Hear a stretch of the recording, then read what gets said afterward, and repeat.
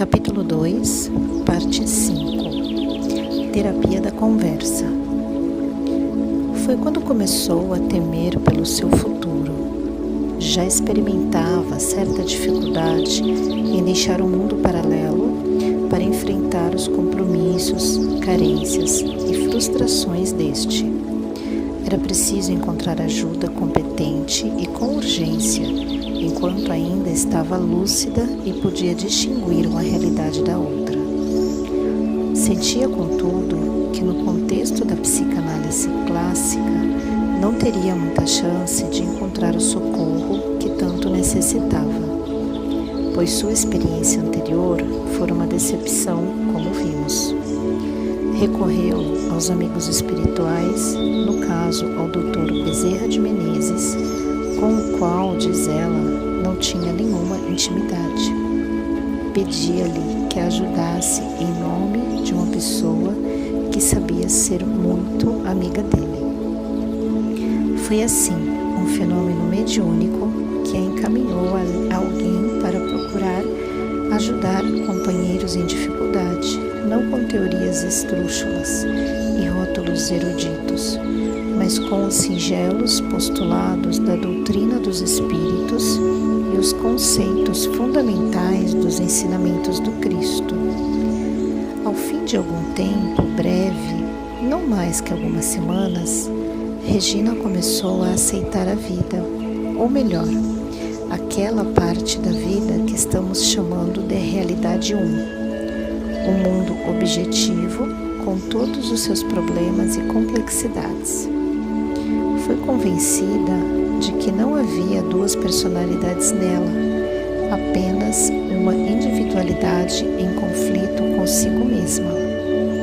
Aquela outra mulher que ela rejeitava era ela mesma, vista de um ângulo diferente. Se na ótica de uma existência contemplamos a nós mesmos vivendo outra vida, passada ou futura, estamos sujeitos a esse baralhamento do senso de perspectiva e identidade. Em outras palavras, se regredido a uma vida passada, contemplo a presente, testemunho coisas de difícil assimilação, como se estivesse anacronicamente mergulhado num futuro incompreensível. Isto não é mera teorização. Foi exatamente assim que aconteceu com um jovem oficial do exército americano acantonado na Europa durante a Segunda Guerra Mundial, conforme já narrei em A Memória e o Tempo. É o que conta Rugling Cayce, filho do famoso sensitivo americano Edgar Cayce, testemunha ocular do fenômeno. Por regressão da memória via hipnose, levaram o homem a uma vida anterior na qual ele era um modesto professor do interior dos Estados Unidos há cerca de um século. Em seguida, despertaram-no sem os cuidados devidos e o oficial conservou sua memória anterior, com total exclusão da atual. Via-se ali, de maneira incompreensível para ele, cercado de gente desconhecida que o chamava de um nome que não era o seu. Ele, por sua vez, não se reconhecia naquele ambiente, naquela personalidade e indumentária. Quem era ele, afinal? Onde estava? O que acontecera com sua vida? Sua cidadezinha, sua família, seus amigos, seus alunos. Ali estava, pois, na incongruente situação de uma pessoa que, de um passado mais ou menos remoto, contempla uma existência que ainda não aconteceu. Com Regina, a situação era comparável, embora não idêntica. Duas memórias diferentes, ou melhor, dois segmentos diferentes das suas memórias disputavam-lhe a atenção. A de uma remota existência feliz e a de uma vida amargurada e cercada por limitações constrangedoras. Ao regressar das vidências da antiga existência, trazia ainda as lembranças e o agitar das emoções que lá experimentava. Nesse estado de espírito, estranhava aquele ser que era ela mesma, mas que teimava em considerar como se fosse outra pessoa. Seu novo interlocutor era apenas um conselheiro com o qual discutia seus problemas, mas não um terapeuta ou um analista. Dizia-lhe que ela precisava aceitar como expressão de si mesma aquele ser que ela cada vez mais ia se habituando a tratar na terceira pessoa. Ao se referir a si mesma, não dizia eu, dizia ela. Suas chamadas alucinações, acrescentava o conselheiro, não passavam de evidências ou revivências de uma vida anterior que, por alguma razão desconhecida, estavam emergindo das profundezas da memória. Havia, contudo, uma vida para frente para ser vivida em toda a sua intensidade, com todos os seus problemas e certamente com o valioso potencial de acertos e conquistas, se tudo fosse feito da maneira adequada.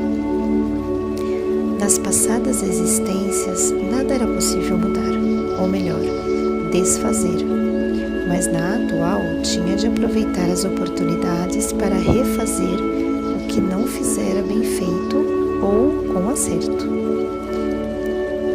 Talvez as vidências tivessem por finalidade mostrar-lhe uma felicidade perdida, mas reconquistável, um modelo de vida que um dia poderia voltar a ser seu, desde que lutasse para corrigir suas próprias deficiências e os erros cometidos. Se é que desejava reunir-se àqueles entes amados, e como desejava, precisava aceitar a vida presente, com todo o seu cortejo de dores e dificuldades, e vivê-la da melhor maneira possível, utilizando-se corretamente dos recursos e possibilidades que lhe haviam sido concedidos precisamente para recuperar-se. Quanto aos encontros, eram mesmo impossíveis, e por mais traumatizantes que fossem, não devíamos permitir que nos aniquilassem na dor.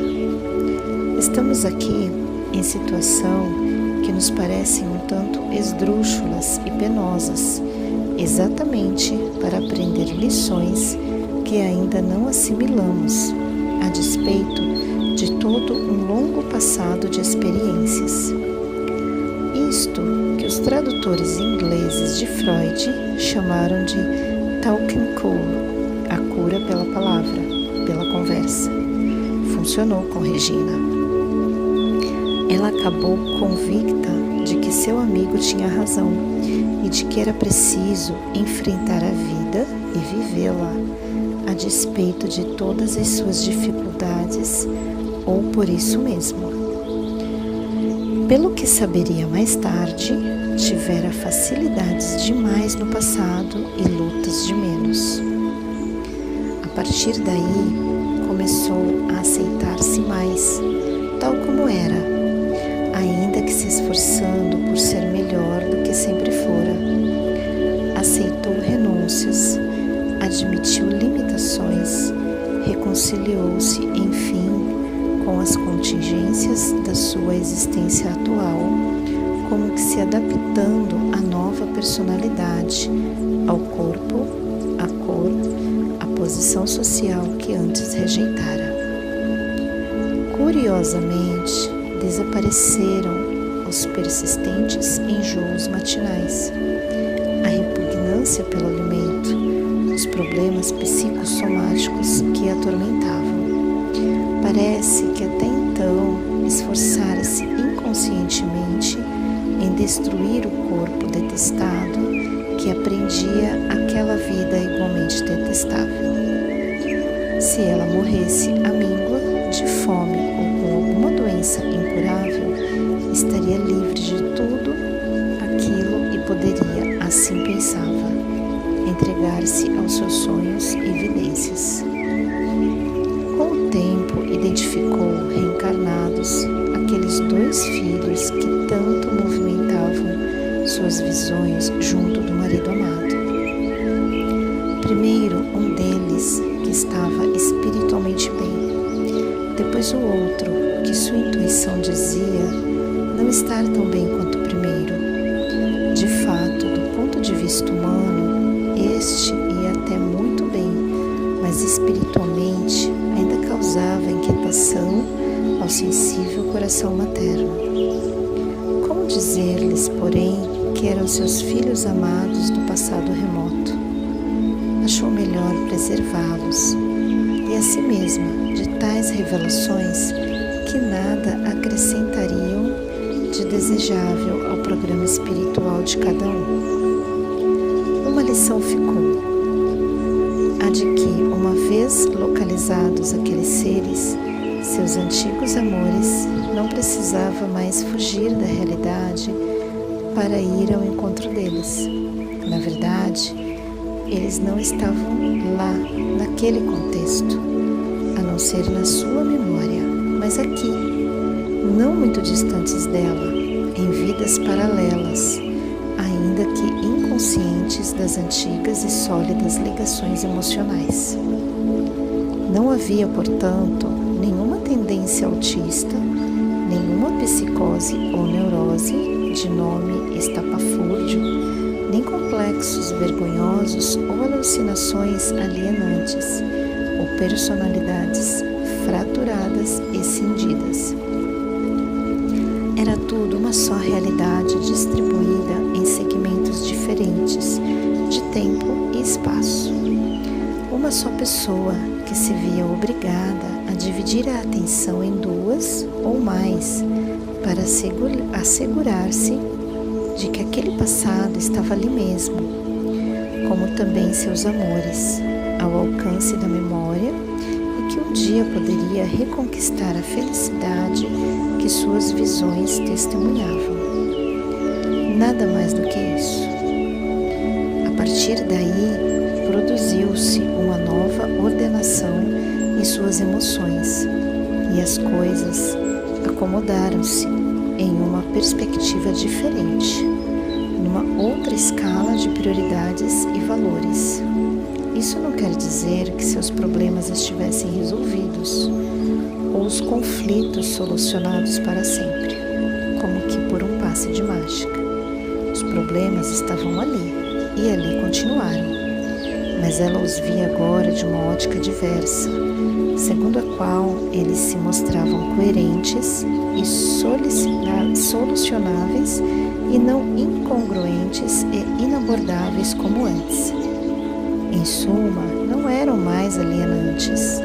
Faltava apenas reorientar e reordenar a atividade mediúnica. Foi o que aconteceu a seguir. Antes, porém, vamos dar um passo ou 2 atrás para ver o que aconteceu nesse ínterim.